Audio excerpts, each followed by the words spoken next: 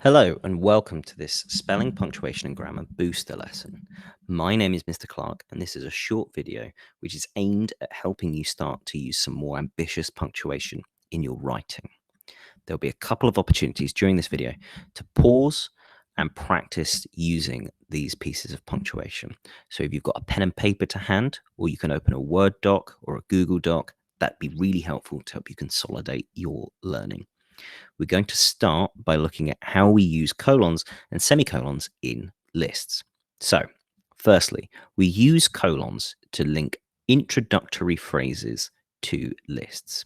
Here we have the introductory phrase, "You may be required to bring the following items." Then we have a colon to let us know what comes next is that list of items. Some people often get confused by examples like this. If you have a word like are, as we do here, you don't need a colon, as the word are is already linking these two ideas together. You only need to put a colon if that first introductory phrase would stop dead before the list. Whereas in this example, you don't need to put the colon after are, because as I said, it's already doing that job, and that colon would be redundant and incorrect. So I want you to give this a go. I want you to write me a list of your favorite school subjects, making sure you correctly use that colon. So pause the video now, give that a go, and come back when you're done.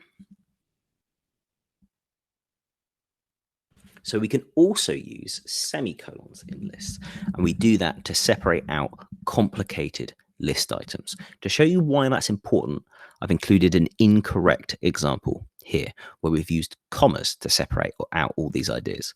So at the moment, this list reads like this. You may be required to bring the following items: sturdy boots, for hiking, a waterproof coat, in case it rains, a warm jumper, and a tent.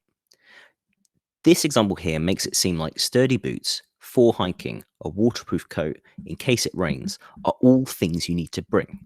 Obviously, you can't bring for hiking with you. That's actually supposed to explain why you're bringing the sturdy boots. So to clear up that confusion, we use semicolons. So in this example, the semicolon makes it clear that that first list item stops after for hiking. So now the list reads, you may be required to bring the following items: sturdy boots for hiking, a waterproof coat in case it rains, a warm jumper, and a tent. So by using semicolons, we separate out these complex list items.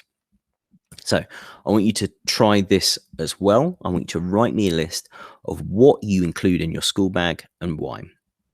An example that might help you out and help you think about how we do this is a pencil case for carrying stationery. So give that a go, pause the video, and come back when you're done. One last thing we might need to think about when we use lists is the Oxford comma. You don't have to worry about this too much, as it doesn't come up that often, but it's still good to know. So here we have another incorrect example. In this example, it makes it look like you're giving thanks to your parents, who are Stormzy and Beyonce. Now, the chances are your parents aren't Stormzy and Beyonce, so we need to clear up this confusion as well. We do that by putting a comma after Stormzy. This makes it clear that all the parts of this list are separate items. So now you're giving special thanks to your parents, as well as to Stormzy and Beyonce. So just something to bear in mind in these sort of very specific examples. Now I want to move on to thinking about how we can use semicolons to link two main clauses together.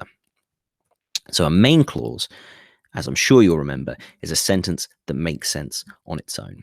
We already use connectives to link these two main clauses together all the time. Often we'll use words like and or but. Semicolons do something very similar, but they really emphasize the link between those two main clauses. So in these examples, we're using them to link the fact that we went to Tesco, and it makes it seem like we went to Tesco just to buy ice cream. Or in that second example, we went to Tesco, but the entire reason we went there was to get ice cream and they were out. So in this way, semicolons work as a kind of super connective. They do the job of and or but they really emphasize the fact that those two items are supposed to be linked. So let's have a look at a correct and an incorrect example. So here we're thinking about moving the sofa, and it makes sense that we related it to the fact that the sofa was heavy. It doesn't make sense if you relate it to a fact that a giraffe sneezed. In that second example, that's suggesting that the giraffe sneezed solely because you moved the sofa. And that doesn't make a lot of sense. So we need to be sure that we remember that you can't just shove any two sentences together with a semicolon. They have to be really closely related. So now I want you to give this a go yourself. I've given you this little example structure here that you can use. So I want you to tell me where you went, use a semicolon to connect that to what you found there. So pause the video and give that a go yourself. Similarly, we can also use colons to link two main clauses together. Here, I've picked the main clauses my classmates all agree and homework should be banned, and I've linked them with a colon. I've used a colon because I think the second main clause is the one that needs the most emphasis. That's the one that's most important.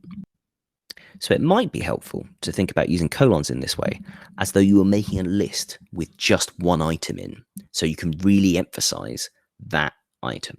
So my classmates all agree would act as that introductory phrase, and then homework should be banned would act as the list. But because there's nothing else in that list, we're really emphasizing that idea. So I want you to give this a go yourself.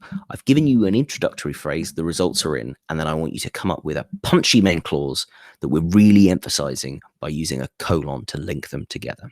So pause the video and give that a go now. So just to recap what we've learned today, we've learned that colons can be used to start a list. We've used that semicolons help separate out complicated list items. We've also learned that we can use semicolons to combine two related main clauses, and that you can use colons in a similar way, but when we want to emphasize that second main clause. So I hope this has been helpful. If you do have any questions about this, you can always email me at sclark@willingdonschool.org.uk. I want to thank you for watching this video, and I also want to give special thanks to my parents, Stormzy and Beyonce, for always supporting me.